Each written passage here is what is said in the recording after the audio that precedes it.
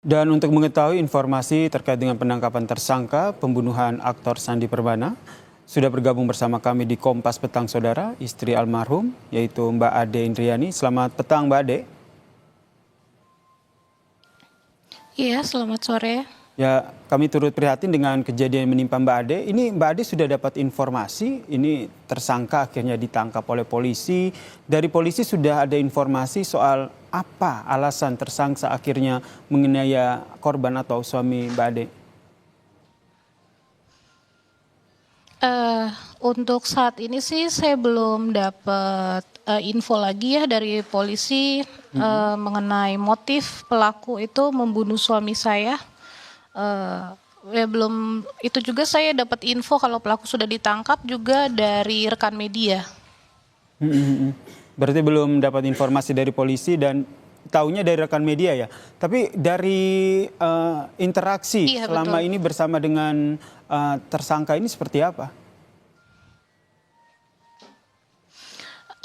Interaksi sih nggak ada interaksi ya, soalnya kan tersangka ini di sini terkenal tertutup ya, nggak berbaur sama warga. Setiap ketemu juga kalau berpapasan gitu nggak tegur sapa, yang ada cuma hanya melotot gitu. Jadi termasuk dengan almarhum Sandi ya, tidak ada interaksi. Iya, bukan hanya dengan suami saya aja, tapi dengan semua juga nggak ada interaksi. Sehingga hingga saat ini Mbak Ade juga masih mencari tahu sebenarnya apa alasan dari pelaku akhirnya membunuh suami Mbak Ade ya. Iya, betul, saya masih menunggu. Kemudian pada saat ditemukan kondisi almarhum, kondisinya seperti apa? Saya ditemukan itu, saya sudah di rumah sakit. Saya melihat itu suami saya itu kondisinya ya sudah kritis, tapi masih setengah sadar ya. Masih saya ajak bicara, itu saya tenangin, dia ngerespon.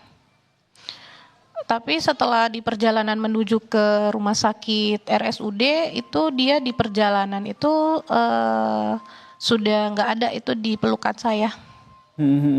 Ada sesuatu yang janggal yang Mbak Ade lihat saat bertemu dengan almarhum? Ketemu sama almarhum nggak ada ya, karena sebelum kejadian itu kan dia habis jemput saya di bandara itu jam setengah 12 malam. Iya tuh masih makan bareng sama dia itu di kamar berdua. Lalu saya masih ngobrol-ngobrol gitu sama dia sampai jam 2 pagi, itu nggak ada keanehan apa-apa, nggak ada firasat apa-apa, itu nggak ada. Kalau dari cerita mungkin dari almarhum kepada Mbak Ade begitu, ada tidak interaksi sebelumnya dengan pelaku, mengingat pelaku ini juga merupakan kru sinetron, Bu? Kalau iya dia dulunya kru sinetron, tapi untuk selebihnya sih suami saya nggak pernah ada masalah gitu, nggak pernah cerita. Suami saya kan kalau apa-apa tuh dia selalu cerita ke saya. Tapi kalau untuk masalah itu nggak ada, karena kan emang nggak ada masalah apa-apa sama pelaku. Karena ya pelaku selama dulu saya sebelum menikah sama suami saya, itu pelaku itu langganan ojek saya, karena kan dia dulu Gojek. Berarti dulu langganan ojeknya Mbak Ade sempat waktu itu sepengetahuan Mbak Ade orangnya seperti apa?